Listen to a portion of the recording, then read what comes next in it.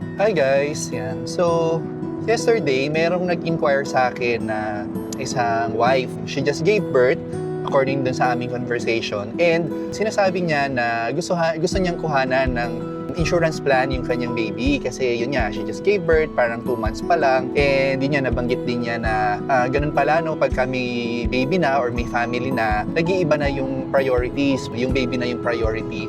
And I totally understand, no? I completely understand that. And actually, marami ding parents na nagsasabi sa akin na gusto nilang kuhanan ng insurance yung anak nila kasi they love them. That's why I wanted to create this video.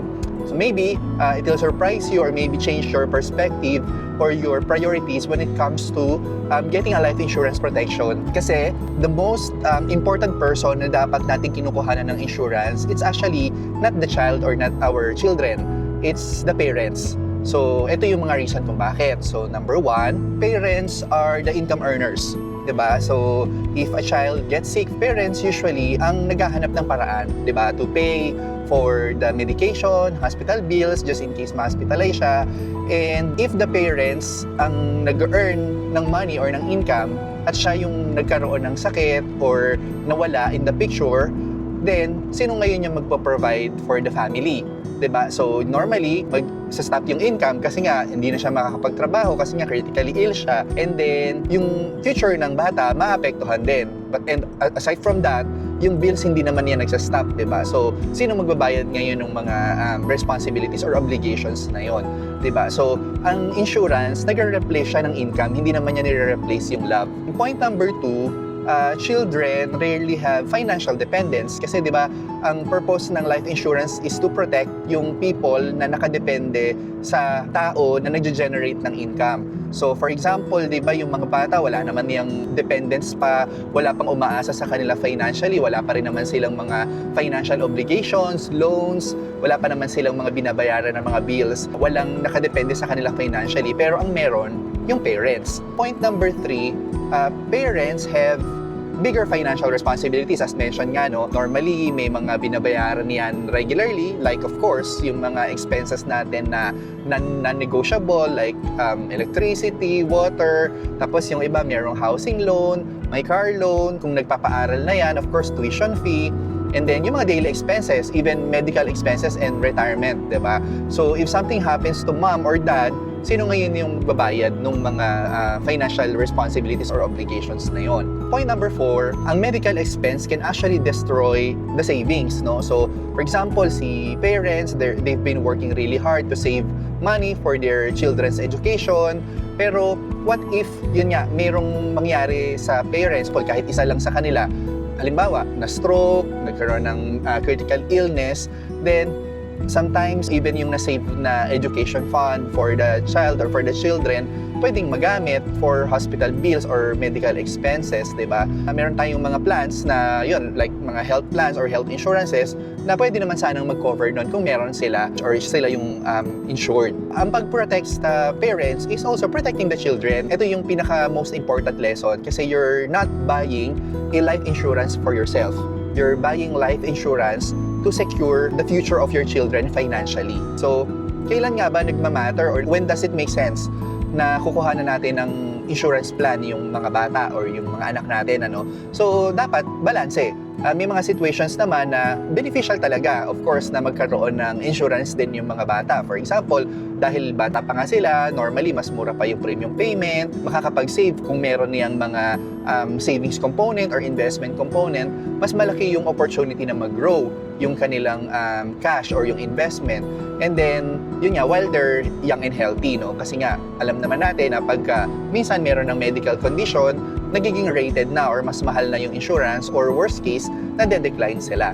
Pero syempre, ang pagkuha ng insurance plan for minors, dapat hindi siya mag-replace doon sa protection nung kung sino yung breadwinner or yung nagdadala ng income sa family. Siguro ang simple analogy niyan is that, think of it parang sa isang airplane. Di ba laging sinasabi sa airplane, pagka nagkakaroon ng briefing, sinasabi na put your oxygen mask on before helping your child.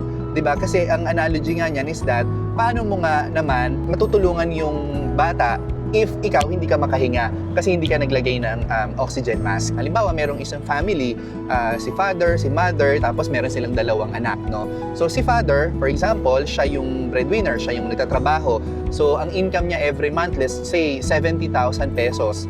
Tapos si mother, wala siyang work kasi siya yung nag-aalaga dun sa dalawang bata. Of course, si father, dahil siya yung source of income, so lahat ng expenses ng buong family nanggagaling sa income ni father. Tapos, kinuhanan nila ng insurance yung dalawang bata kasi nga, dahil love nila yung anak nila, yun nga daw yung kanilang priority, yung health ng bata. Pero, one day, nagkaroon ng critical illness si father. Let's say na stroke siya, or yun nga, nagkaroon ng isang malubhang sakit. So definitely, magsa-stop yung income.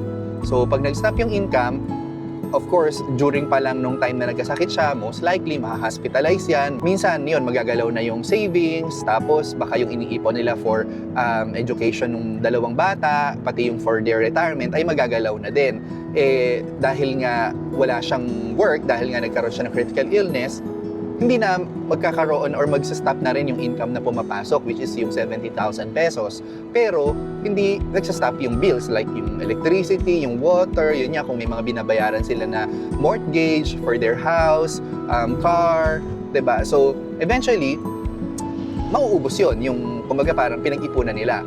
Pero hindi naman nila magagamit yung sa insurance ng bata kasi ang insured nga ay yung dalawang bata. So kung magagamit nga nila yung mga na-save nila for education, for their retirement, eventually baka mag-resort na din to borrowing money, maglo-loan, or kaya naman magbebenta ng kung ano man yung assets na meron sila. Yun yung gusto nating maiwasan sana. So pwede bang ma-avoid yung mga yon? So financial protection can actually make a huge difference. And common objection na maririnig ko, pero love ko yung children ko mahal ko yung mga anak ko. I know you do, di ba? And because you love them, you have to protect the people na kung kanino sila nakadepende. Kasi children are precious, but financially speaking, parents are the foundation of the family. So halimbawa sa isang bahay, di ba, matibay ang pundasyon or yung foundation, lahat ng tao sa loob nito ay magiging protected at mas safe. So, kung nakatulong itong video na to maybe change your perspective, kung sino yung dapat unahin na kuhanan ng insurance, ayan, I would appreciate if you could share it to someone or to parents who needs to hear this, no? And if you'd like a free financial needs analysis or consultation to determine kung ano ba yung right protection for you or for your family, then just send me a message and I'm glad to assist you. And of course, don't forget to like, subscribe, and share this video for more practical financial tips. Thank you for watching!